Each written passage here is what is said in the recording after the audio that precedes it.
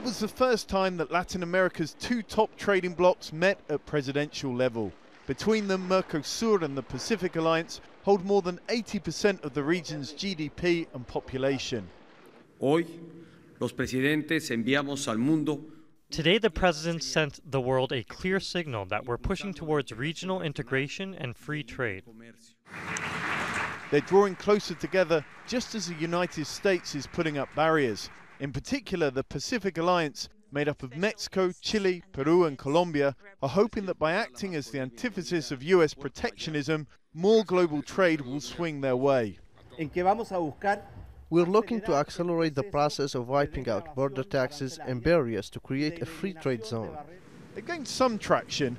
Canada and Australia, among others, are in the process of becoming associate members, and more than 50 countries sent observers to this summit.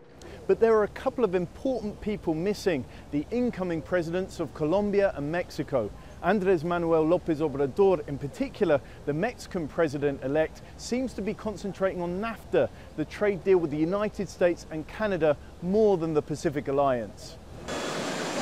That's no surprise. 80% of Mexico's exports are sold in the States. But López Obrador did send his team to the talks. The leaders here agreed measures to help small and medium-sized firms trade within the bloc, provide more educational grants, and ease the flow of goods and people. It was all business, but on the sidelines, regional politics crept in. The crises in Venezuela and Nicaragua were raised in bilateral discussions. The Chilean foreign minister gave us his country's take. La situación de Nicaragua es una tragedia.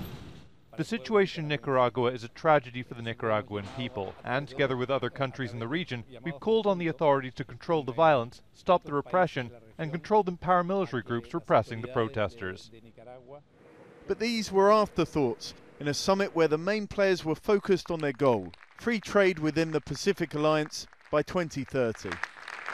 John Holman, Al Jazeera, Puerto Vallarta.